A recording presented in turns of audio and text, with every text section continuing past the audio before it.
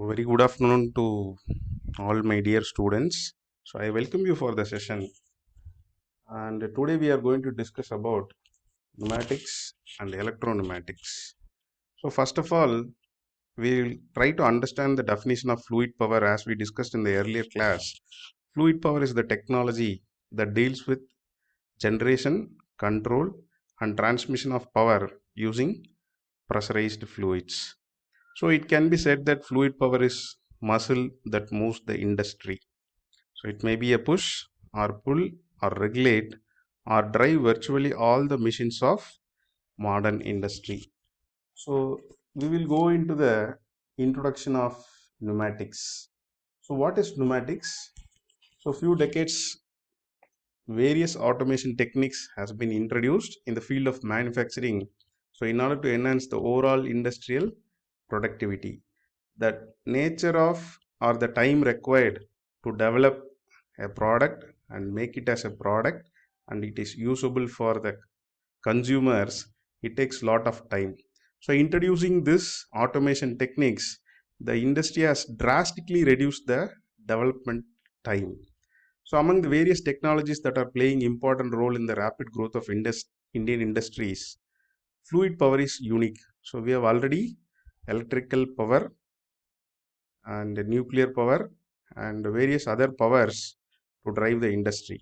So during past decade, number of applications have been developed based on the pneumatics. So what is the definition of pneumatics? The study of pneumatics deals with system operation with air or gaseous medium to impart power or to control power. So here the air is mentioned as pressurized air. So it is a pressurized fluid. So the term pneumatics is derived from Greek pneumona, which means wind or breathe. Pneumatic power is the power that is transmitted by pressurized or compressed air.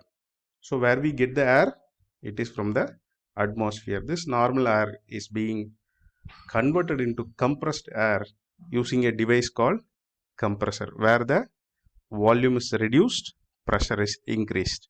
So sending this compressed air through control valves, we can actuate many systems. So we know very well the composition of atmospheric air. To the point we can say it is 78, 21 and 1, which goes to the various gases like nitrogen and oxygen and argon respectively by the volume.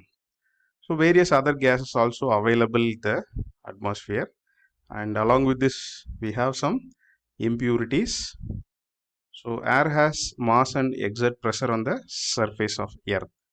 So we know the atmospheric pressure at normal sea level is 1.013 bar.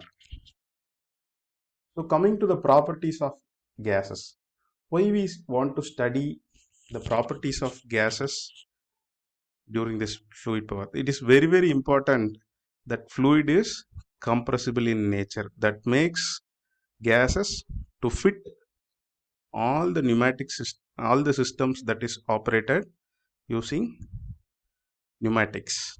So gases may be compressed is the very important property of the gas that is making the gas to fit into that. So gases expand well when less pressure is applied. So this is again very important for the operation of actuators. Gases can be mixed. Gases exert a constant pressure on its container walls. So gases will have low densities. So these are all the properties of gases. So next we will come into the perfect laws. So we have ideal gas and real gases, where we have three different laws that deals with the all the perfect gases. So one is Boyle's law, another one is Charles law, another one is Gay-Lussac law. So coming to the parameters, so we have three different parameters, that is pressure, volume and temperature. So making one at constant, the three scientists have studied what is the behavior of other two parameters. So in Boyle's law, when the temperature is held constant and the volume is being increased, the pressure gets decreased gradually. So coming to the Charles law, where the pressure is held at constant and the temperature is being increased. So linearly the volume gets increased. So coming to Gay-Lussac law, where the temperature of the gas is increased and the pressure of the gas is also increased linearly. So this shows these three laws are very important to frame the gas equation. So we will very well know it is PV is equal to nRT. These three laws plays a major role in operation of this pressurized fluids in the fluid power systems. So I hope you have enjoyed this session. Thank you.